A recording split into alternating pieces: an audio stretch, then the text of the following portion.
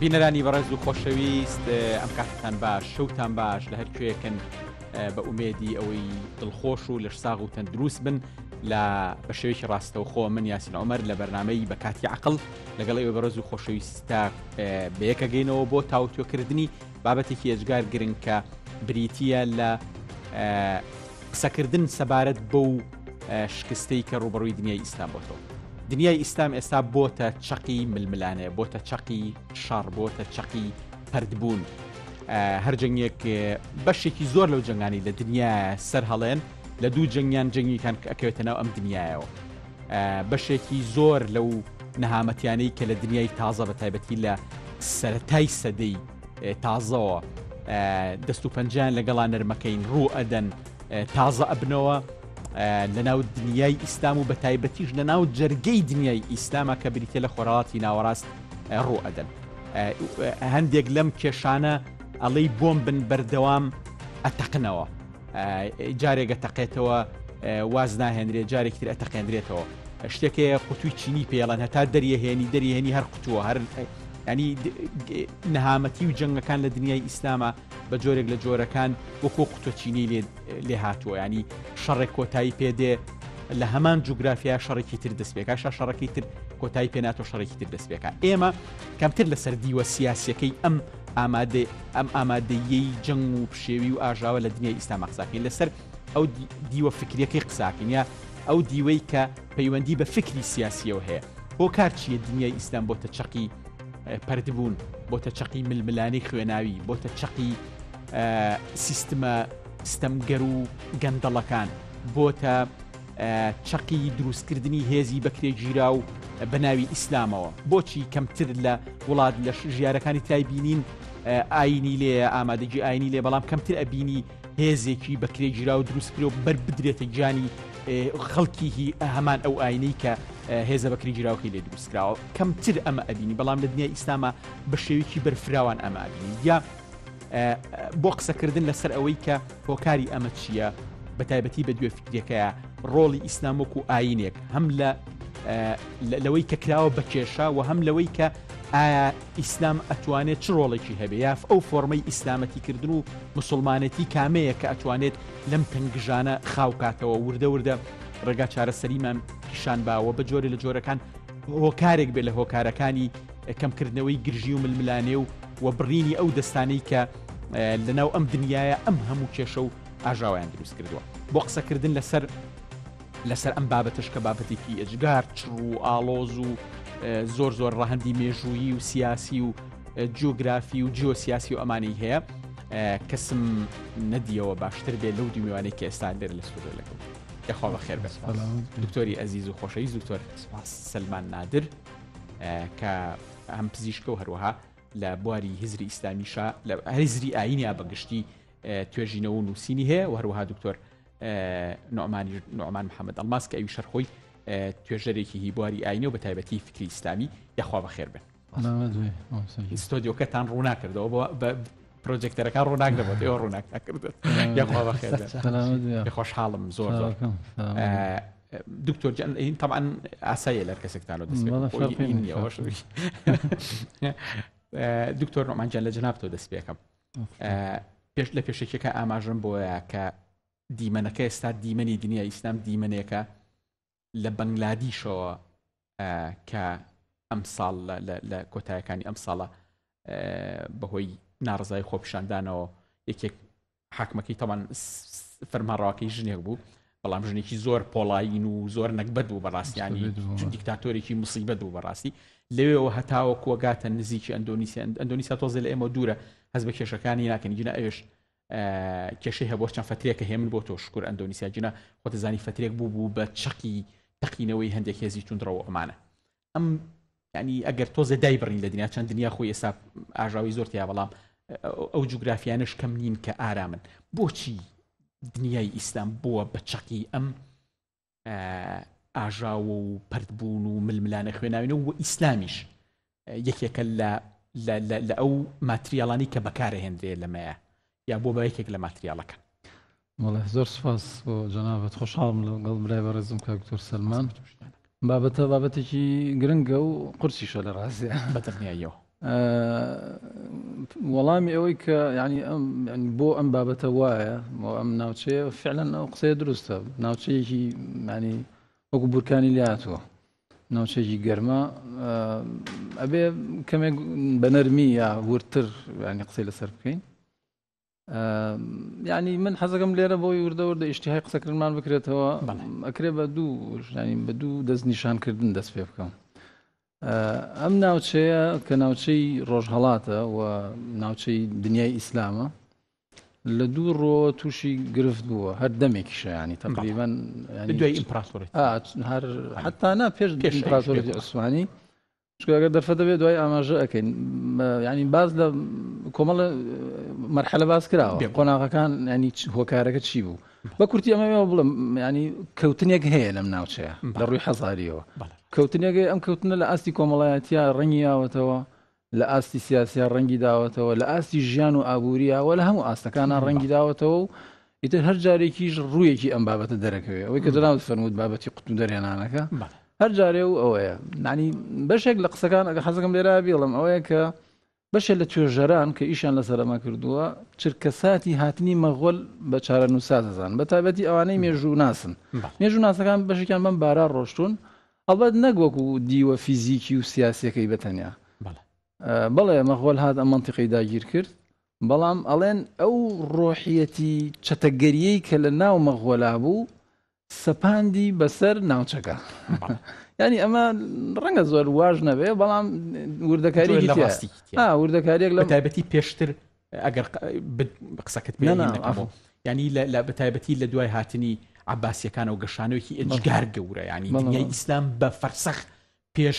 حەزارەتەکانی دیکە ینی لە سەردەمێکا کە لە ئەوروپایە ئەوەی کە پێڵێن دەرپێیهی داوێن پاچیە کرا ژنەکان بۆی کە بەحساب داوێن پاچیان ڕاگیرێت لە دنیای ئیسلامە 1900 ئەنووسرا ینی ئەوەندە جیاوازیمانە بۆکو ئێستا چۆن ئێستا ئەو جیاوازە لە نێوانینە بەڵام بالفعل لەگەڵ هاتنی ئەوانە ینی دنیای ئیسلام جۆرێک لە ئالوودەبوون ئالوودەی هێزێکی ڕق بوو ئەوە ئەگەر ئەوە تەشخیصەکە ئەوە ئەڵبەت ناوێ من هەموو بابەتەکە بەسمەوە بەم ڕووداوە مێژوویەوە بە کورتی ویستم ئەوە بڵم ینی دوای مەغۆل باسی حروبی سەلیبی کراوە باسی دەرکەوتنی ینی کۆمەڵی هێز کە لە ناو دنیا ئیسلام خۆیان بووە مەسەن هەندێکگەڵەن تەسەوف بووە هەندێکگەڵەن فەلسەفە بووە هەندێکگەڵەن غیابی فەلسەفە ئیتر ئەنواعی قسە باس کراوە لەم مەجالە بەڵام دووشت من دەست نیشان بکەم بە کورتی ئەوش ئەوەیە کە لە ڕاستیا ینی ئێمە لە ڕووی هەم لە ڕووی فکری هەم لە ڕووی ئەخلاقیەوە منتیقەیە تووشی شکست بووە لە ڕووی ئەخلاقیەوە پێشخەم توندوتیژیەکی زیاد لە حەدبوونی هەیە بەتایبەتی لە ئاسە سیاسەکە شتێک ڕۆحی ئێمەی کوشتووە بە تەواوەتی و ینی بە ناخمانە چۆتە خوارەوە کە بریتە لە ئیستیبدات ئەوەی جەنابەت ئاماژەت بە پێکردیانی و ئیستیبداد ئەوەیە کە ئێستا ئێمە بەڕاستی تاڵاوەکەی ئەچەژین ئەمە مێژووی دوور درێژی هەیە حەزەکەم کاکتۆر ئاماژەی پێ بکات زیاتر وەکو ئەوەی کە احتیمامی پیاوە زیاتر خلافمان لەسەرەوە نیە کە ئەم دنیا ئیسلام بۆ بەڵێ ئیستیبدادێکی زۆر هەیە ئەمە مەجار ئەگەر باسی دەرەوە نەکەین ینی دیوە ئەخلاقەکەی بریتە لە دیوە توندوتیژیەکە ینی توندوتیژێکی زۆر هەیە و ئەمە نائەخلاقیە ئەمەی ڕەنگەکە ئاوا بە کورتی بڵێن لە ڕووی فکریشەوە ینی فعلەن کەوتنێک هەیە لەم مەجالە ئەگەر بیبەستینەوە بە دینەوە تەنها یەک کۆمنتەڵم پێشەوەی هاتی نەژوورەوە عەرزی کاکتۆر سەلمانم کرد بعضێک ئاواڵەن هەرچەند بابەتەکە سادە دێتە بەرچاو بەڵام پۆینتێکی ئەساسیە شتێکمان هەیە لە ئیسلامە پێوترێت ئیمان چەقی منزومەی ئیسلامە باشە ئەم ئیمانە لە قۆناغەکانە تەحویلە بێ بۆ عەقیدە بۆ ئایدۆلۆژیا ئێستا کەسێک ئەڵێ کاکە من مادەم عەقیدەکەم سەلیم بێ ئیتر لە دنیا هەرچی ڕوودا کێشە نیە هەر تاوانێکیش بۆم کێشە نییە حتا ئەمە لەوە دەسەڵاتدارەکانیش هەر ئەم قسانە بکەن دوور نییە ئاوا بڵێنانی ئەمە جۆرێکە لە ئینحیتاڵ جۆرێکە لە سقوط لە ڕووی فکریەوە ینی جۆرێ لە سەیالیەت جۆرێ لە گەشانەوە جۆرێ لە بەردەوامی با بڵێن ڕۆشتنی باشی ژیانی معنەوی کوشتووە لە دنیای ئیسلامە حەزم کرد تەنها ئاماژە بۆ دوانە بکەم دواتر من حەز ناکەم بچینە ناو تیۆری موامەرە ئەوەی کە دەستی دەچین زیاتر ئیش لەسەر جارێ ناوە دکتۆر جان ینی هەندێک ینی پیان وایە کە هێشتا دنیای ئیسلام زۆر وەزعی باشە و ئێمە گەر بەراوردکەی بەخۆر ئاوا لە زۆر شتا لەوان باشترین ینی خەڵک زۆر دڵی خۆشە بۆ نمونە لە وڵاتی چۆکو ئەفغانستان هێزێکی وەکو تالیبان توانێتی دەست بەسەر وڵاتەکەیە بگرێ طبعا بە جیاوازی کۆمەڵێک لایانی ئیجابی ئەو کە پێش تالیبان نەبوو دوای تالیبان هەبوو ئەوانە بەڵام قسەکە لەسەرەوەیە کە تالیبان چەند وەڵام گۆی ئەو تەحەدا گەورانەی کە ئێستا لە دنیا هەیە لە ڕووی سەربازیە و لە ڕووی زانستیە و ینی هێزێک وڵاتێک چۆن بە هێزێکی وا بڕێ بڕێوە کە ئێستا دنیا هەرمی لەسەر زانست و ژیری دەستکرێت دەڕوا بۆن هێزێک دێت تازە ئینتەرنێت بۆ نمونە ئەبڕێ لە خەڵکۆ مەبەسم لەوەیە کە دنیای ئیسلام ینی ئەتوانین بەو هینە پێناسە بکەین کەڵێ لا يحسد في وضع لا يحسد عليه ئەتوانین وا پێناسێکی ینی بۆی کە نەژبێتە جۆرێک لە خۆ جەڵتکردن و جەڵدی زاتوانە بەڵام واقعەکە چۆنە ئەمێ وایە ینی وەزئی زۆر خراپەیە تۆ تێڕوانینێکی دیکەتێ لە ڕاستیە گەر ئێمە جۆرە لە جۆرەکان هاوسەنگانە تەماشای بکەین یانی ئیسلام خاوەنی عەتایەک نییە بۆ مرۆڤایەتی لە ئەمڕۆیە ینی تا ڕادەیە دەتوانم بڵم جیهانی ئیسلام ڕاستە بە کۆمەڵک بنەمای عەقیدی و بابەتەوە ماوەتەوە بۆ خۆی و پارێزگاری لەوە کردووە بەس لە ئاستە فیزیکی و مادیەکەیە جیهانی ئیسلام بەشێکی زۆری یان لە دۆخێکی زۆر هەژاری سەقافی معریفی زانستی ئابووریا ئەژی یان بەشێکی لەسەر ڕێعێکەژی کە هیچ دەسەڵاتێکی وێتیانە یعنی ئێستەکە بۆ نمونە جیاوازی وڵاتێکی وەکو سۆماڵ لەگەڵ وڵاتێکی وەکو قەتەرە ڕاستە بەشێک لەوانە عەقڵی ئیداری ئەو بابەتانە هەیە بەس بریتێ لە نەوتێک نەوتێک ینی ڕێعێکە شتێک نییە هۆ کارێک بێ ئەمانەتی تیاکرێ دەبێت بۆیە سێرەکەین لە ئاستی گشتیانە لە ڕاستی تیۆری و علومی ئینسانیانە لە ڕاستی علومی تەجریبیە جیهانی ئیسلامی ئەمڕۆ توانای بەرهەمهێنانی هیچ جۆرە معریفەیەکی نیان نەڵێن هیچ جۆرە با ڕەها نەبین کەمتری نەتوانین بڵێن بەشداری هەیە و ئەو بەشداری مسلمانەکانیش هەی بێت بریتە لەو کەسانەی کە چوونەتە دەرەوەی جیهانی ئیسلامی لێەوە کۆنتریبیوشنیان هەیە و کۆمەڵێک لەو بابەتانەمان هەیە بۆیە ئەم بابەتە بەم هەندەوەری گرین کە ئێمە تقریبن بڵین قەناعەتی من بێت کە بەسەر جیهانی ئیسلامی لەم دۆخەیە هەیە و بەشی دووەمیان بریتە لەو کەسەی بۆ بەکوێی ئەم جیهانە دڵخۆشە بێت ئەلبەتە من ناڵم ئەم جیهانە هیچ بەهایەکی تیانە بیبەخشی لە جیهانەکانی تر ئەکرێمە کۆمەڵک بەهامان هەبێ بەڵام ئەگەر پارێزەرێکی باشی بەهاکان بین بتوانین لە ئاستی عەقلیە لە ناوتین تانکەکانە لە ناو زانکۆکانی جیهانە داکۆکیان لێ بکەین و خزمەتی مرۆڤایەتیان پێ بکەین بەس کاتێک ئێمە ناتوانین لەو دۆخەیە بین کە داکۆکی لەم بەهایانەمان بکەین و بگرە زۆر جار دژایەتیان بەهایانەمانەکەین ناچارە بین دڵخۆشە بین بە کۆمەڵک شتی سادە کە زۆر جار بۆ دڵخۆشکردنی خۆمانە طبعی یەکێک لە فەیلسوفەکان نمونێکی زۆر جوانی هەیە ناوەکەی تقریبا هەستەکەم لەبەری بە غەڵەت نەیڵم گومانم لە دووسێ کەس هەیە نمونێکی زۆر جوانی هەیە من ئەم نمونە جوانە لەسەر شتێکی ترە بەس لێرە تەوزیفی کەمەوە ئەو لە پرسی شەڕ باسی ئەمە کە نەڵێن شەڕ وجودی هەیە لە دنیاە ینی شەڕ بە مانای جەنگ بە مانای the problem of evil ئەوش نمونێکی جوانی هێنێتەوە لە کاتێکگە چیتە ماڵێکەوە تەماشاکەیت کۆشکێکی زۆر جوان و ڕازاوەیە ئەم کۆشکە جوان و ڕازاوەیە زۆر دڵگیرە بەلاتەوە بەس ئەگەر چاوت ببەست و بت بنە مشتەمەلاتەکەیەوە تۆ بەس مشتەمەلاتەکەی ببینی زۆر لەبەر چاوت ئەکەوێت بۆ لە کاتێکە ئەو مشتەمەلاتە سەبەبی ئەوەی ئەم کۆشکە بم پاک و خاوێنیە ماوەتەوە جا ئەو قەنەعەتی ئاوایە ئەو مرۆڤانەی تەنها سوچێکی بچووکە بینن تێڕوانینیان یان زۆر نەرێنیە یان زۆر ئەرێنیە ئێمە کێشەکەمان ئەوەیە بە شێوەیەکی گشتی تەماشای کۆی مەحفەلەکە ناکەین هاتنی تالیبان بەشێکە لە کێشەی ناوخۆیی ئەفغانستان کێشەیەکە مەسمەوەمیش بۆ یاڵم کێشەیەکی ئەوەیە لەوانەیە ئێمە زۆر وردەکاری ئەوە نەبینین بەڵام لە دەرەوە کاتێک ئەو بابەتە ئەبینین ئایا تالیبان ئەتوانێت بەم جۆرە تعبیر لە بەهایشی قوڵی ڕۆحانی ئەخلاقی عەقلانی ئیسلامی بکا بۆ جیهانی دەرەوەی ئیسلام ئایا تالیبان ئەگەر بشتوانێت لە ناو خۆی ئەفغانستانە هێزێکی زۆر گەورە و تۆکمە و بەهێز بێ و نەتوانێت نەهێڵێ هیچ چەتە یەک ڕووبدا چی ڕووداوی کە باس ئەکرێت بەڵام ئایا ئەتوانێت لە چوارچێوەی ئەو هێزە گەورەیە کە ئەمڕۆ جیهان ئەسوڕێنێتەوە هەم لە ڕوانگەی عسکەریەوە فیزیکیەوە هەم لە ڕوانگەی اقتصادیەوە هەم لە ڕوانگەی معریفیشەوە چکە مەسێ هێزی گەورەمان هەیە جیهانە سوڕێنن ئایا ئەتوانێت بەشدار بێ لەم بابەتانەیە بۆیە بەشێک لەم بابەتانە پەیوەستە بە بچووکی ڕوئیای ئێمەوە ڕاستە بێگومان بەس ئەمێ هینکەن ینی ئەم بەرنامەی کە هەرسێکمانی کۆکرێتەوە بە دڵنیاییەوە توانم ینی جۆرێک بۆ پاکانە نا بەڵام ئەوەی کە ئێمە کوێکرێتەوە خەمخۆریە بۆ ئەو شتی کە پێوترێت دنیای ئیسلام چکە بەڕاستی ینی جیهان بەنا ئارامی بە دواکەوتویی مسلمانان بە لە خوێنگە و زانی دنیای ئیسلام هیچ قازانجێک ناکە. ئێمە خەمی ئەم دنیایمانە لە ڕاستیە و خەمی مسلمانیشمانە، چونکە ئێستا وای لاتۆ خوێنی مسلمان لە خوێنی هەر کەسێکی تر هەرزانترە لە ڕاستیە. ینی بۆی ئەم خەمە کۆی کردوینەتەوە وابزانام لەسەر خلافێکمان نییە ئەو بۆی هەر قسێگەکەین لە چوارچوایکن ئەگەر زۆر ئاماژە بەلانە ئەرێنیەکانین هی ئەوەیە کە ئەمێ تۆزێ تەرکیز لەسەر خراپەکان بکەین بۆی ئیشیان لەسەرکەین جینە لە ڕووی بەهای کۆمەڵاتی لە ڕووی بەهای ئەخلاقیەوە لە ڕووی زۆر بەهاوە، ینی خەڵکانی خۆر ئاوای خۆڵکانی دینای ترکە دێنە کۆمەلگەی ئێمە بە تایبەتی کۆمەلگەی کوردی کۆمەلگەی کوردی ینی زۆر زۆر زۆر ئیجابیاتی ئێمە باسەکەن. ینی بۆ نمونە ئەو ئاشتەواییە کۆمەڵاتی کە لەسەر ئەو جادانە هەیە لە سلێمانی لە هەولێر لە دوهۆک حتا لە بەغا کچێک بە 2 شەو بە 3 شەو لەسەر جادەیە یەک زەلام دەستی بۆ نابازانیەمە من هاوڕێکی ئەمریکی لێرە بوو ینی وتی ئێوە بەهای ئەوە نازان بەس بچیتە ویلایەتێک لە ویلایەتێک لە ویلایەتەکانی ئەمریکا یاخود لە ئەوروپا هەندێک شوێنی ئەوروپا و ئەوان ئەنج ئەزانی بەهای ئەوە چیە کە چه ئاشتراکی وڵاتە حەزەکەم بە نوکتەیەک هەرەوە بڵم کابراژی کۆری هاتووە لێرە لە سەربازەکان موسڵمان بووە پێ ناخەرچی سەرنجی ڕاکێشای وتێتی وڵای و دینە زۆر باشە بەم بێ حکومەتی ئەمە نەچاکەن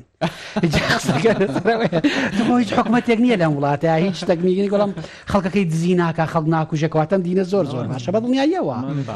قسەکەمان لەسەر ئەو بازیەوەی وازە لایەن ئەرێنەکانی تۆز قسەمان لەسەرەوە دیوەی نییە قسەمان لەسەرەوەی ئایا ئەم ڕویایە گەورەیە هەتاوەکەوەی بتوانین ئاستی گیانیان بکەینەوە ینی تەرکیزمان لەسەر فۆکەسمان لەسەر خاڵێکە باش کە ئەویش ئەوەیە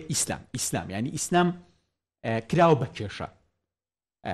ینی بەشێکە هۆکارێک لە هۆکارەکانی دابەژون لە منتیقەکە باز لەوە ئەکرێت کە ئیسلامە هێز بەناوی ئیسلامەوە دروستەکرێ حکوومەت بەناوی ئیسلامەوە دروستەکرێ خەڵک بەناوی ئیسلامەوە ئەکوژرێ ئەمێ تەرکیزکەین سەر ئەو خاڵت بۆچی ئیسلام بووە بە هۆکاری ئەم کێشانە بۆ لە ئیسلام ئاڵێنراوە ئایا ئیسلام خۆی ئەمانەی ینی قابلیەتی ئەم کێشانەی تیا هەیە یاخود ئیسلام شەڕەکان ئاڵێنراوەتە ئیسلام و ئەجندایەکێکە ئەماکە بەنی مامۆستایاسین ئەگەر ئێمە دوو خەڵ زۆر لێک جیا بکەینەوە ئیسلام و تێگەشتن لە ئیسلام واستەکەم ئەمە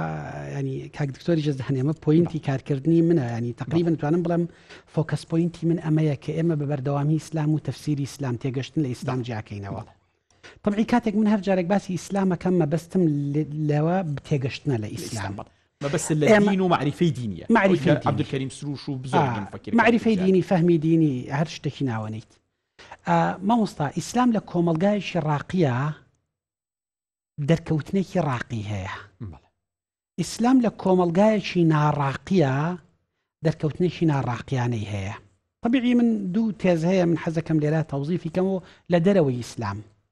بۆ ئیسلامیش خوێندنەوەیان پێ بکەین طبعی کاتێک مارکس باسەوە ئەکادین ئەفیونی شعوبە و کاتێکش ماکس فیبەر لە کتێبی بڵێن ئەخلاقی پرۆتستانتی و ئەخلاقی ڕاسمالی و ڕۆحی سەرمایەداریە باس لە دوو بەرکەوتنی جۆری ئیسلامیمان هەیە دینیمان هەیە بوو بڵێ ئیسلامینە جۆرێکیان بریتە لەوەی کاتێک کە دینە بێتە وزەی بەشێک لە وزە نەکڵێ هەمووی وزە کۆمەلگای پرۆتستانتەکان کاتێک بڕۆن بەرە شەپۆلی یەکەمی سەرمایەداری و مافی مرۆڤ و ئەمانە بڕۆن و کاتێکش لە دیدگای مارکسەوە تێڕوانینێکمان هەیە دین ئەبێتە سەبەبی تەخەلوف و جەهل و دواکەوتویی و کارەسات ئەمە هەردووکیان یەک جۆر دینە بەڵام لە دەرەنجامە لە دوو ئاوێنەیە دەرەکەوێت هەردووکیشی ڕاستە هەردووکیشیان دەرەکەون لە ئاوەرگی جاد قسەکە لەسەر ئەمەیە دین کاتێک گەیبێتە ناو کۆمەلگایەکەوە حەزی لە تونوتیژیە کۆمەلگاکە حەزی لە تونوتیژیە و حەزی لە دەمارگیریە و حەزی لە تونڕەویە لە دەرەنجامە تەفسیرێکی تونڕەوانە بۆ ئاینەکات جان نمونەیەک بەلێراگەت هەر بۆ ئەوەی کە ینی هەم پەیام بگەێنێ هەم جۆرێک لە تافەتی تیا هەبێت بریتە لەوەی کە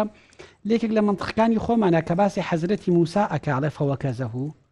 ئینجا دوای ئەوەڵی دایکم بە قوربانە بە پێغەمەر ئەبێ ئاوا بێت هەل لە ڕۆحی خۆمانە هاڵێک لێ یا کوشتی ئەوی ژەکسەر لە دایکم بە قوربان بە پێغەمەر ئەبێ ئاوا بێت هەل لە ڕۆحی ئێمەیە ئەم بابەتە کاتێک هەیە باشترین شتە کێمە شەرعیەتی پێبین بە تونوتیژی یان نەتەوایەتیە یان دینە یان ئایدۆلۆژیایە یان کۆمەڵێک بەهای ترەکە لە مشتەمەعە هەن و ئەکرێتە نێکجار تونوتیژیان بەرپێ بکەین ئەگەر ئێمە سیرکین 50 ساڵی ڕابردووی ئێمەیە بە سێ هۆکار ئێمە تونوتیژیمان ممارەسە کردووە یان بە هۆکاری ئایدۆلۆژی بۆ نمونە فکری چەپەوە تا ئێستاش بەردەوامی هەیە یان بە هۆکاری دینی یان بە هۆکاری نەتەوایەتی کەواتە ئێمە دین لێرەیە ئەو ئاوێنەیە کاتتوان بڵین یاریکەرێکە لە یاریکەرەکان هۆکارێکە لە هۆکارەکانی بە دڵنیاییەوە بەشدارە هەم لە شەڕە هەم لە ئاشتەکە دەست خۆش دکتۆر جان ئەوەی کە بۆ من سەرنج ڕاکێشە ینی لەناو شارستان لەناو جوگرافیەکانی دەرەوەی ئیسلامە کەمتر هێزێک لەناو خودی جوگرافیای ئاینەکەیە ئەو ژیارەیە دروست دەکرێ و لە ینی دژی ژیارەکە بەکارهێنرێ بۆ نمونە وڵاتێکی وەکوچی ینی خۆ ئەگەر بە تیۆری موامرەش گیر بکەینەوە یعنی چین ئەوەندەی دنیای ئیسلام فۆکەسی لەسەرەوە ترسی لە بەرامبەرێ بەڵام زۆر بەدەگمەنە بینی گروپێکی چینی بۆ نمونە CIA یا هەر دەستگایەک لەو دەستگایانی تر بتوانێت فرچەکیان کا و دژی چینەکان بەکاری بێنێ بەڵام لە دنیای ئیسلامە ئەمە زۆر زۆر زۆر ئاسانە ینی حتا قسە زۆر لەسەر حتا تیارە زۆر خۆماڵی و ئەوانی کە بەناوی ئیسلامی شۆ لە دنیای ئیسلام قسە لەسەروانشێک کە ئەوانش بەکارهێنرێن بۆچی ئەمە لە دنیای ئیسلامە ئەمە هەیە هۆکارەکە نەبوونی هێزێک مەرجەعێک سنتەرێکی هێزەکە هەمووی کۆکاتۆیاچی هۆکارەکە بە تێڕوانینی جەناب بچیە سلامت طبعا يعني ئەگەر بە ظاهر جواب بینەوە ڕێک هۆکارەکەوەیە کە جەناب بدوت مەرجەعێک نییە کە ئەمانە کۆکاتەوە بەس بۆ من طبعا ئەمە زۆر يعني زۆر مەجالی قسەی تایە با بچینەوە بۆ شتێکی پێشتر ئەوش ئەوەیە کە هەر ڕەبتی هەیە بە قسەکانی دکتۆر سەلمانەوە مشکلەیەکی حکومڕانی هەیە لەم منتیقەیە هەر لە ئەساسەوە چارەسەر نەکراوە و ئەوە جۆرە لە ئیستیبداد و ستەمکاری لەگەڵ خۆی هێناوە گروپێک دەستیان کردووە بەسەر دەسەڵاتە و تەعبیریان لە ئەو خەڵکە نەکردووە کە لەژێر دەست ئەوانە بووە ئەمە بۆ سەردەمێک لەوە بڕی کردووە ڕۆشتووە ینی کێشە نەبووە سەردەمی ئیمپراتۆریەتەکان مەسەن ئاوە ڕۆیەوە بەڵام ئیتر خۆ ئەم سەردەمانە هەتا سەر بەردەوام نابێ باشە یعنی کەواتە کێشەیەک هەیە کە پێوتێ کێشەی ئیستیبداد ئەوەی کە ئاماژەم پێکرد ئەم کێشەیە لە ناو حتا لە ناو حەزارەتی ئیسلامیە لە ناو فەرهەنگ و ئەدەبیاتی ئیسلامیشە وەک پێویست خزمەت بە عەکسەکەی نەکراوە کە بریتە لە دادپەروەری يعني ئەمە مەسەن ئیشێکمان لەو مەجالا کرد یەکێک لە نەتیجەکان کە ئەو بەدیهیشە هەر وەکو فەرهەنگ لە طبعا عەدالەت و دادپەروەری هەم لە قورئانە هەم لە سونەتی پێغەمبەر درودی خوای لەسەر بێ هەم لە ئەحکامی ئیسلامە یعنی زۆر بەربڵاوە وەکو ئەدەبیات وانە بەس کەمترین خزمەتی کراوە یعنی چی کەمترین خزمەتی کراوە یعنی مەفروزە ئەمە وەکو قیەم و بەهایەک تەحویل بێ بۆ موسەسات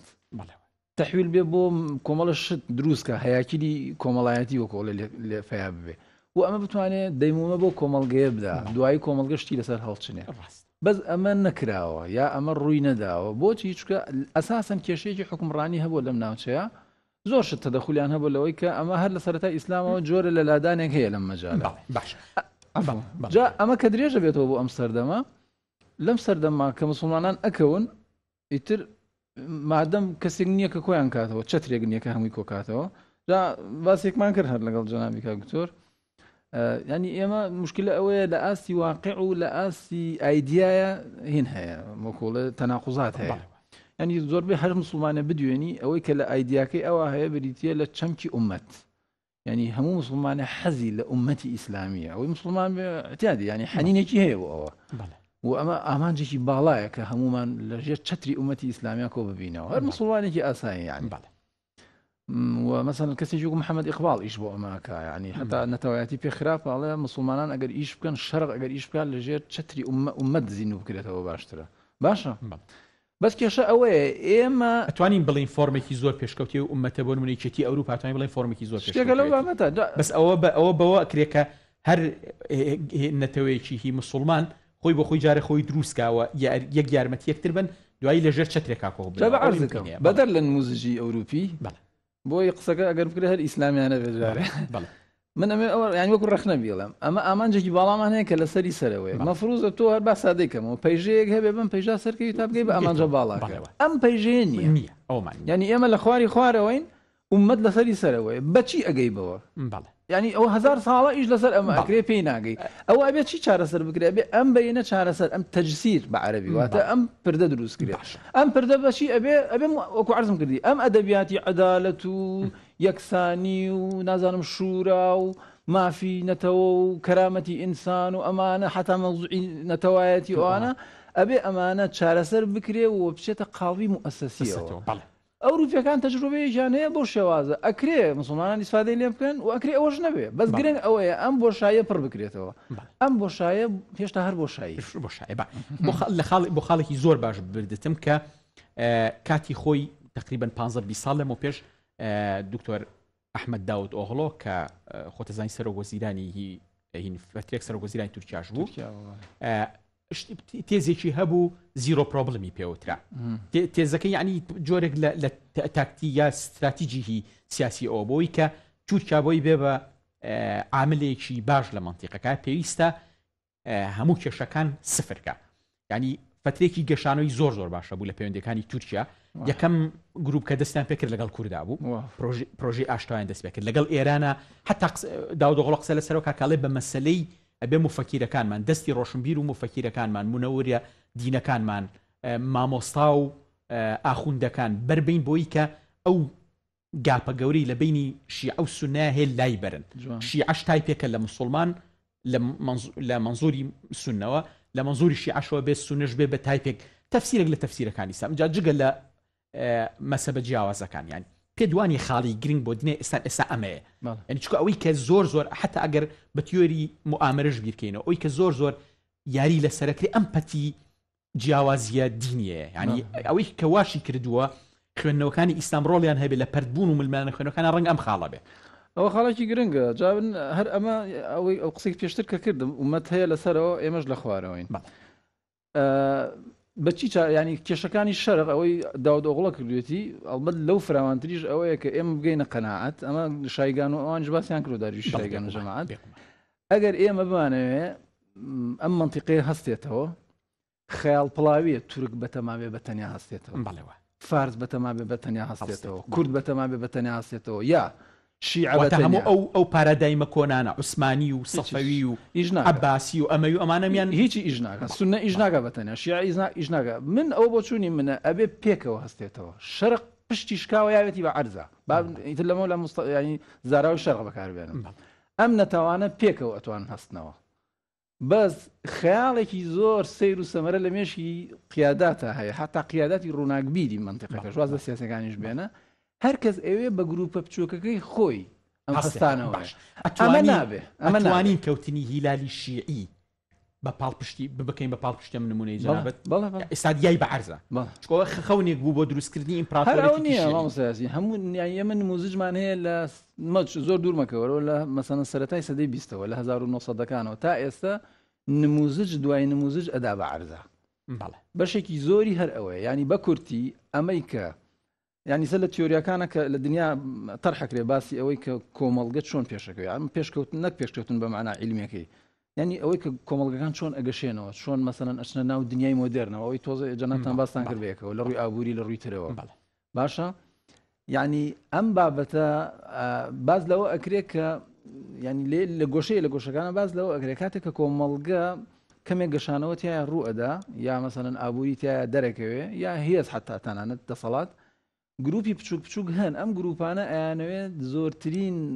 بەرژەوەندی بۆ خۆیان ڕاکێشن یا دەست بگرن بەسەر سەرچاوی هێز و دەسەڵات و ئابووری ئەم جۆرەشتانە ئەگەر بە شتێک کۆنتترۆل نەکرێن ئەو هێزە کە دەستی گرت بەسەر ئەو سەرچاوە سەرکیانەی دەسەڵات و ئابووری ئەو جۆرەشتانە غێری خۆی ئەکاتە دەرەوە کەخونی ئێران نمونەی سووریا لیبیا هەمووی نمونە ئەوتەیە کابرا ینی کۆنەقینی 1000 ساڵی هەیە ئەمە هیچی لە سەوز نابێت ئایسەبا من لە مێژوو شتێ بڵم کاتەکەش تەزیقە یعنی ئەوەی لە مێژووی ئیسلامە هەیە بەداخەوە ینی لەم ئەخیرانەوە هەر لە ئەزمونە ئێرانی و تورکی شتەکەش هەر بە جۆرە لە جۆرەکان بینیومانە ئەزمونی سعودی ئەوانش ینی بیستمانە کات دەوڵەتی عەباسی دروست ئەکرێ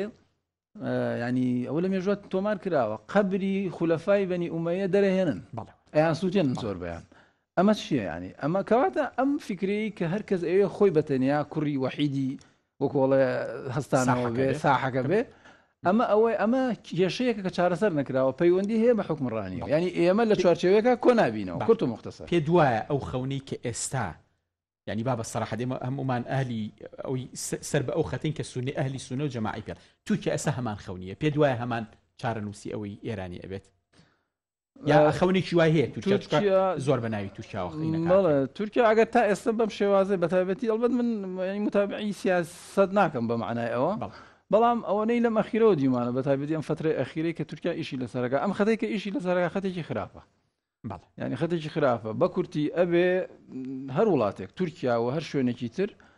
ئەبێ ئەمانەی کە بەحساب لە ئاسی سیاسی واز سیاست بێنە حتا لە ئاسی ڕووناکبیری فەرهێمە کێشە ئەوەیە لەسەر ئاسی ڕووناکبیرەکانمان وا بیر ناکەینەوە ینی با من شتێکی تر بڵێم هەر سادەیکەمەوە ئەو کاتەی ڕیفراندۆمەکەی خۆمان کرا لێرە ئیتر تەمان بۆ ئێمە خۆ جۆرە لە ناخۆشی بووانە و جگە لەو دابش بوونەش کە ڕوویا بوو بەس من شتێکم نووسی گلەیم هەبوو لە ڕۆشنبیرەکانی ئێران نەک سیاسەکانی ئێران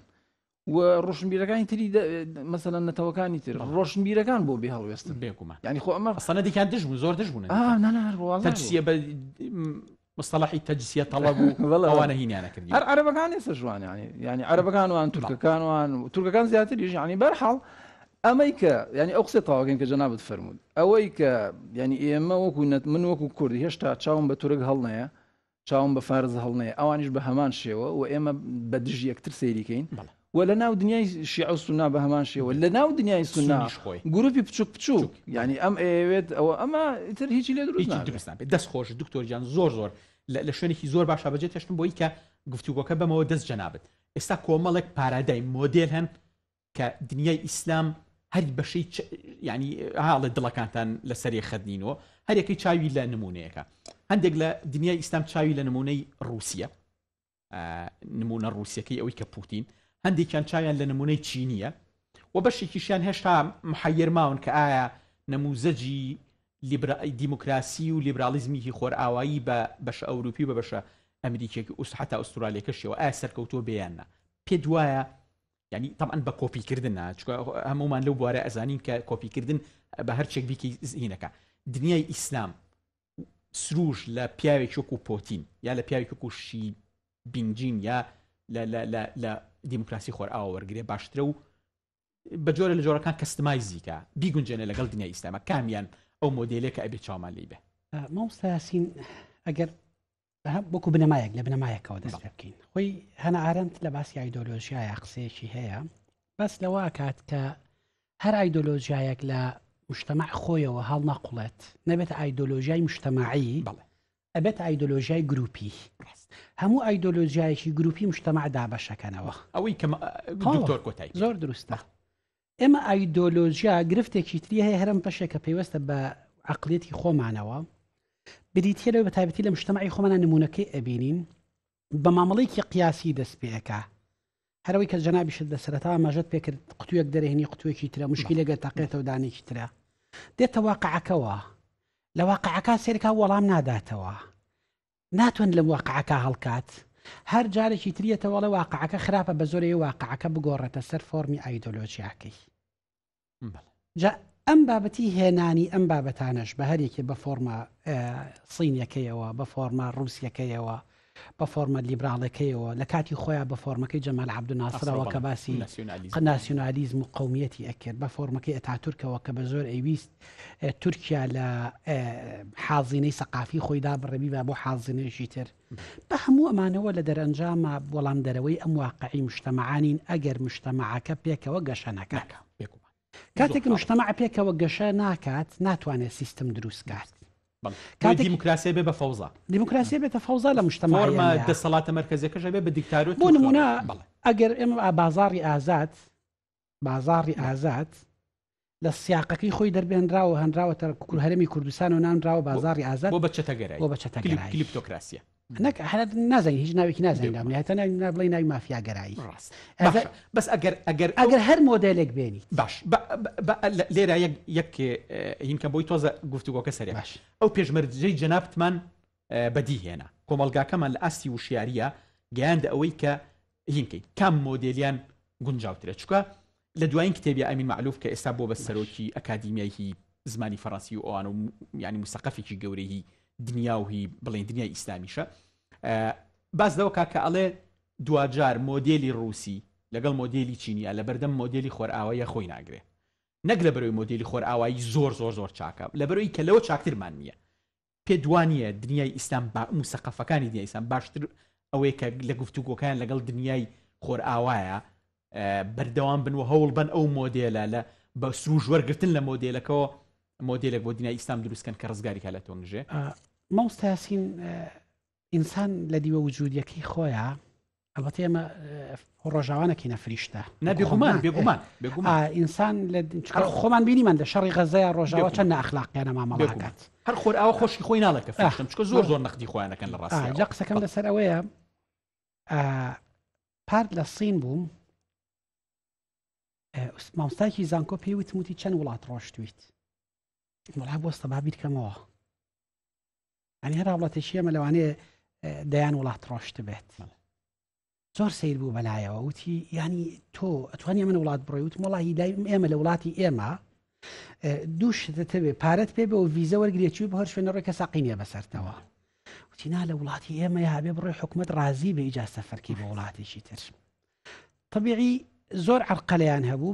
ینی گفتوگۆیەکمانە کرد لەگەڵ مامۆستایکی زانکۆیە سەرۆک بەشێک بوو لە بابەتی ئازادی تێناگەشت بۆ چونکە لە ناو حازینەی ئەوانە بابەتی ئازادی وجودی نییە ئەو لەو مانای ئازادی بۆ مانایی کە تۆ تێگەی حڕ بیت کۆمەڵێک توانای عقلیت هەبێت توانای ڕخنەگرتنت هەبێت لەو بابەتە تێناگات ئەم بابەتە ئەکرێت بە زەواجێک کە لە نێوان بۆ نمونەی اقتصادێکی لیبراڵی سەرمایهداری هێناوە لە هەندێک منطقەی سینیا جێبەجێی کردووە کە تەتەووریکی گەورە کراوە لە ڕوانگەی کەرتی تایبەتەوە و گەشەی کردووە لە ڕووی تەکنۆلۆژیەوە بەس لە ڕووی فەرهەنگی و فەلسەفی و ئەدەبی و ئەو بابەتانەوە ئەگەر بڕۆیتە سینەوە ئەزانی سین بەو جەشنە نیە ئەمە دیبێکی زۆر خاڵێکی زۆر باشتامێ بەس ئەگەر یەک تۆز بجێرمەوە بۆ دووە ئێمە لە فەلسەفەی سیاسی هەتا لە ڕووی مێژوویشۆ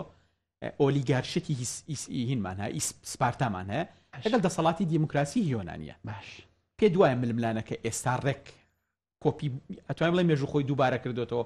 چین لەگەڵ رووسیا نوێنەراتی ئۆلیگارشی یا دەسەڵاتی پتەوی مرکزی ئیسپارتاییە کات و لەولاشەوە خۆر ئاوا نوێنەراتی یۆنانەکە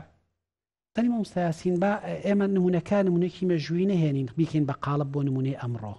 یەکێک لەو کێشانەی کە ئێستاکە لە غەربا هەیە لە ڕێگەی تەکنۆلۆژیاوە هەمان ڕۆڵی دەسەڵاتی شمولی اتحادی سۆڤێتی جاران نەگەڕێتەوە یعنی ئەو ئەزانێت تۆ بۆ شوێ ئەڕۆیت ئەو ئەزانێت تۆ چی ئەکڕیت ئەو ئەزانێت چی ئەخۆیت ئەزانێت یعنی ئەو مانایی کە تەبیعیەوەی کە ڕخنەگرەکانی ڕۆژاوا باسی ئەوەکەن یعنی ئێستاکە تۆ تەماشاکە بەشێک هەیە پێوترێت پرایڤسی خۆت یعنی ئەو شوێنی کە بەشی تایبەتی خۆتە و ئەبێت ئەمە نەبێتە کەر بابەتی کەرتی گشتی ئەمڕۆ لە ڕێگەی تەکنۆلۆژیاوە ڕاستە ئێمە زەڵین اتحادی سۆڤێتی لە ڕێگەی جاسووسەکانی و لە ڕێگەی چیەوە KGB و ئەمانەوە ئەیزانی هاوڵاتی چی ئەکات بەس ئێستاکە ئەم ڕخنەیە لەسەر ڕۆژاواش هەیە لە ڕێگەی مۆبایلەکە یەک جیاوازی جەوهری هەیە خۆر ئاوا زانیارەکان لەسەر کۆکاتەوە بەس دژت بەکاری ڕەنگە زۆر هین نەکە زۆر لە قاڵبت نەیە هەر کاتێک بیاوێت لە قاڵ بەس تا ئەندازێکە ئێمە بەراوردکردنی ئەو بابەتەوتم ئەو بەڕێزەی لەوێ بوو لە بابەتی ئازادی تێناگا چونکە و قەنەعەتی ئەوایە دەوڵەتێک هەیە لە باتی ئەو بیرەکە بەس ئێستا وەڵامی پرسیارەکەت نیامەوە ئێستا ئێمە بۆ دنیای ئێمە بۆ نەهامەتی ئەو کەوتنی کە دکتۆر وتی پشتمانیایەتی بە عەرزایانی کام لە گفتوگوای بین لەگەڵ کام مۆدێلە ینی وەکوتم کۆپیکردنە سروش لە کام مۆدل وەرگرین کە ئێمە ئەتوانین ئێمە ئێستا پێتەپەڕین بۆ پێشمەرجەی کە جەنابی توێت ئەگەر ئاستە وشیاریەکەمان یا تەنانەت ئەو هەموو شەڕانە ئێستا نەبووتە پێش ینی ئەو مەرجەی تۆ جێبەجێ نەکردووە کە ئیتر شەڕ وەم تونند و تیژێ ناتوانێت هیچ بمانگەێنە بێ شوێنێک قسەیەکەم کردم لە مقدمەکە ئێمە لەبەر ئەوەی لە مقدمەیەکی منطقی قیاسیەوە دەستمان پێ کردووە قەنەعەتمان وایە مسلمەیەکمان هەیە لە واقعا هەر وەڵام نەداتەوە هەر سوورین لەسەری ئێمە مەڵێکی استقرائی لەگەڵ واقعی خۆمانە ناکەین ئەوەی کە جەنابی دکتۆر باسی کرد بۆ نمونە ئێمە 1400 ساڵ تێگەشتین دەسەڵاتی سیاسی هەر جۆرێک هەبێت و هەر ئیدعایەک بکات نابێت جێگەی متمانە بێت چکە ئیستیغلالەکە گەندەڵی ئەکا سوڵتە بەکارهێنێت و تەجربە ڕۆژاوایەکە هاتن وتیان کاکە ئێمە واقع مێژوو ئیستقراء پێی وتین کاکە هیچ دەسەڵاتێکی سیاسی جێگەی متمانە نییە سیقەی پێمە کە دەسەڵاتی کەم کەرەوە موسسات دروستکە فەصلی سڵوتات بکە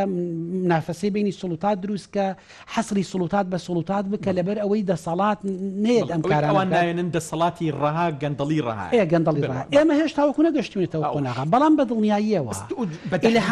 ئیلهامی ئەگەر ئێمە ئەمە ئەگەر ناچار بین لەگەڵ ئەمانەیە مامەڵە بکەین بە دڵنیاییەوە نەک ناچار بین پێویستەکە ئەزمونێکی زۆر لە تەجربەی غەربی وەربگرین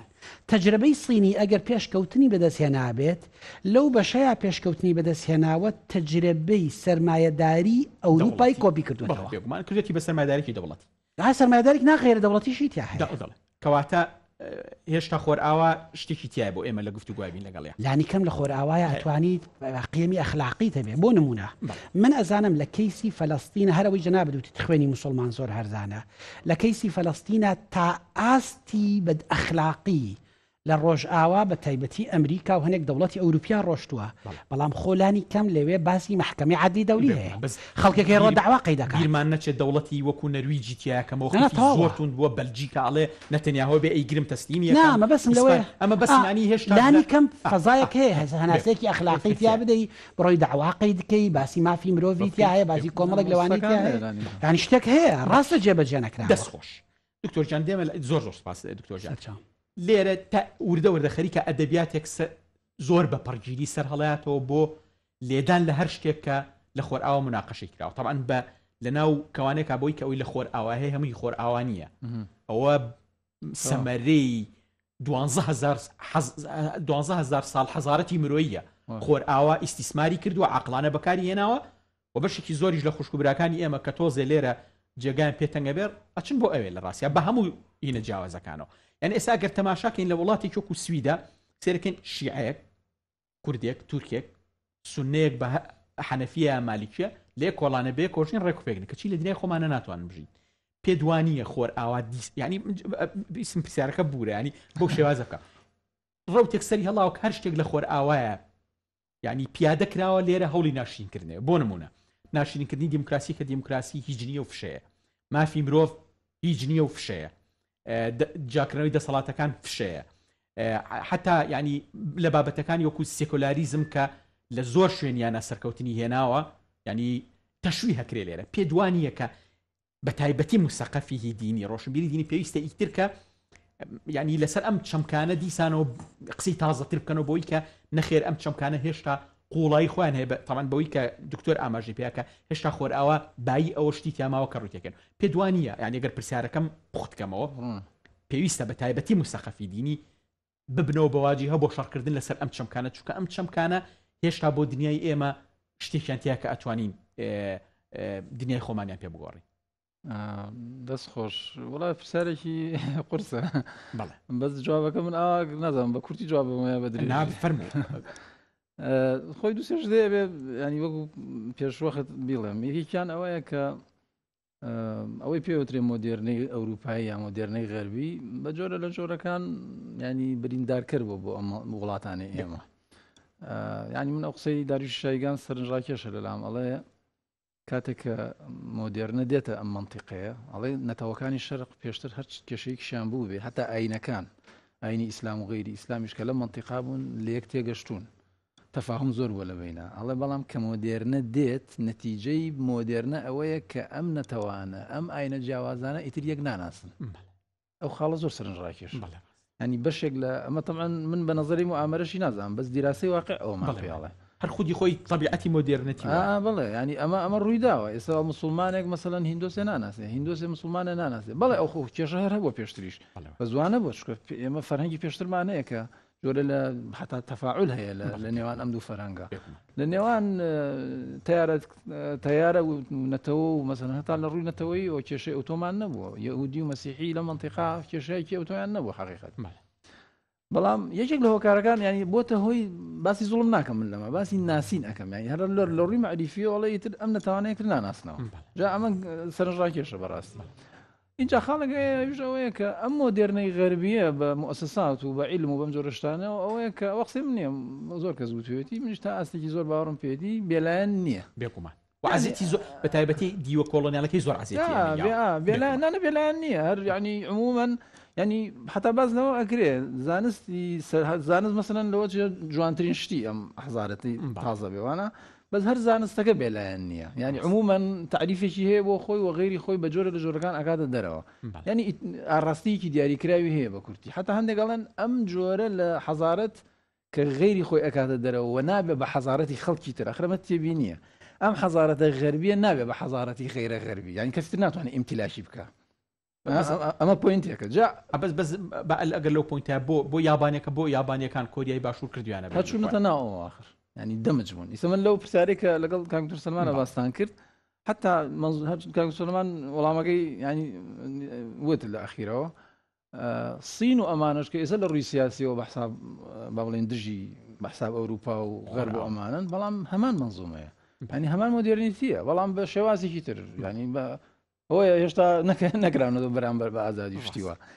ئەوەی لە دنیای ئیسلامە ئیشەکەی قورسکردو مسلمان یا دنیای ئیسلام ئەوێ مۆدلێکی تر بێ مەسەڵەن ئەوەی وای الحەلاق باسێکە ئەڵێ ئەمە ئەوەی لە ئیسلامە هەیە پارادایمێکی ترە ئەوەی لە غەرب ئەگوزارە پارادایمێکی جیاوازە بەڵام قسەکەم بن دوای ئەوەی ئەو سلبیاتە نامانوت مسەقفی دینی ئەبێت چی بکە ئەبێ لە حیوارە بێ لەگەڵ غەرب یعنی ئەبێت لەم یەکێک لە خاڵە سەرەکیەکان بریتە لەوەی کە کێشەکانی ناوخۆ ئەبێت تێپەڕێنیت باش دیراسە بکەی مەسەڵەن یەکێک لەو شتانی ئێمە بەردەوام ئێڵێن ئەوەیە تۆ لە هەر بوارێکی ئیسلامە کە دیراسە ئەەکەی هەموو بۆ چوونەکان وەرگرە مەسەڵەن کەسێ عەقیدە ئەخوێنێ مەفروضە حتا ئەمە لە حوجرە و لە کولیاتی شەریعەشمانە ڕەنگ باتەوە هەموو فیرق بخوێنە بە تەواوەتی معتەزیلە بخوێنە ئەشعەری بخوێنە ئەهلی حەدیث بخوێنە هەمووی نەک یەک جۆر نەهج لە فقها بە هەمان شێوە بە کورتی ئەمانە ئەبێ معالەجە بکەی لە ناوخۆ بۆ دەرەوەش ئەبێ بچی تێبگەی بزانی غەرب چییە مەرج نییە بە مەبەستی کۆپیکردن بەڵام قسەکە لەوایە تۆ هەتا غەرب نەناسی ئیسلامی ئەم ڕۆژ باش ناناسی تۆ ئیسلامی مەکەنی ئیسلامی مەکەی جاران ئیسلامێکی لە سەدەی 21ەکە ئەمە ئەبێ جارێکی دی دامەزرێتەوە لە ڕووی مؤسسی و حەزاریەوە ئەڵێم کاتی ئەتوانی ئەمە بکەی کە بەرامبەرەکەت بناسی بەس کێشەی مسلمان ئەوەیە کە غەربی نەناسیەوە تا ئێستا باشە من بسمان لە خۆرئاوە ئەو بوو کە تا ئێستا بە هەموو ڕەخنەکان کە لە سەرەتی بە هەموو نەنگەکانەوە تا ئێستا باشترین پرۆژە لەسەر زەویە کە لە بەردەستمانە ئەوەیە ینی کێشەکە لەوەیە ینی جنا کەس هەمومان ئەزانین ینی خۆرئاوەیەکان خۆیان ئەوەندیان ڕەخنە لە خۆیان گرتووە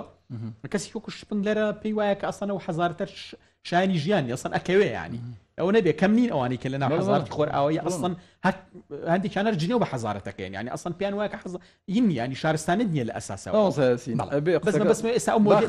با خزمەتی جەناب بکەم ئەگەر دنیای ئیسلام بێ بە شتێکی تر ینی وەکو هێزێکی گەورە دەرکەوێتەوە بەرامبەر وەکو پارەدایمێکی جیاواز من بڕام وایە هەر ئەبێ بە غەربا تێپەڕێ ینی لە دەرەوەی غەرب ماڵە باجێنە ناکرێ غەربی شەڕوا بوو بەرامبەر بە دنیای ئیسلام بە ئیسلاما تێپەڕی ئەم غەربەی ئێستا دروست بوو ئەوە خۆیان باسیەکەن ینی عیلمانە بەشێکی زۆری ئیبن ڕۆژ باز ناکرێت ینی ئیبن ڕۆژ فەلسەفەی یۆنانی بە پاکی و بە پوختی تەقدیمی ئەوروپا کردەوە دانی پێ بنن دانی پانێن وایە علومی مەسەلەن علومەکانی تری شەڕوا بووە کەواتە ئەمە پەیوەندی نیە بە ئیسلام و بە غەرب و ئەم شتانەوە هەروایە ینی ئەو کەسی مێژوو بناسێ ئەتوانێت ئەم قسەیە بکات تۆ ئەبێ ئێستا نموزجە متەفەویقەکە باسی ئەخلاق و شت نەکەن بێگومان نموزجی متەفەوق کامەیە کە عەتایی هەیە و شتی کردووە ئەوە ئەبێ بەوا تێپەڕی ئیتر ئەگەر توانی قوتت پێ تەجاوزیکە الحەمدولله باشە بەس ینی ڕێگەی من قەنەعەت وایە ڕێگەیەکی ترمان دەست خۆش دکتۆر جا من بەداخەوە کاتەکەم یعنی ئەوە ناو گفتوگۆکەمان چڕ بوو بەس یەک دەقەم بۆ دکتۆرە مێنوێ ڕەنگە یەک دەقەش لە سیارێک جرا بکەمەوە ینی ئێستا پێ دوایە خاڵی چارەسەر بریتێ کە اعترافکەین ئێمە کەوتوین و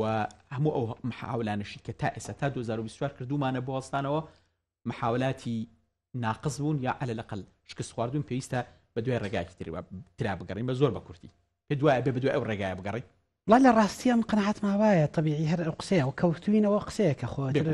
لە عرض زەویین بس ئەی محاولەکان سەر محاولەکان شتێک هەیە کە لە شوێنی کەشەر و تومە ئیبن سینا قسەیەشی هەیە ئەڵێت هەر